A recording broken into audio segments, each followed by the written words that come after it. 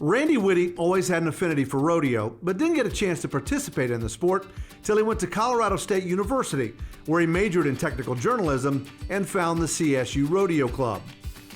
He was befriended by Jerome Robinson, a sophomore who was majoring in bull riding, and before long, Robinson was tying Witte onto bulls, offering instruction and encouragement.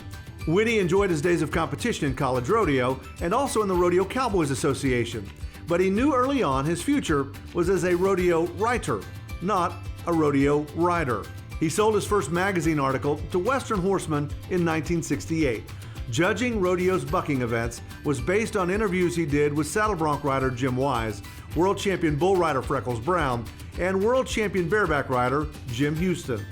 While still in college, he worked a couple of summers as a cub reporter for the Denver Post and got the plum assignment to cover Cheyenne Frontier Days Rodeo for the paper in 1968. Witte was offered the job as director of the RCA's Rodeo News Bureau when he graduated college in 1970, and for the next 7 years, he enjoyed publicizing pro rodeo with news releases, press kits, and recorded radio programs. There was a need for an editor of rodeo sports news in early 1976, and Witte was able to also get out the association's paper for the next 2 years. In late 1977, Western Horseman magazine offered him a job. They needed someone who could write knowledgeably about rodeo.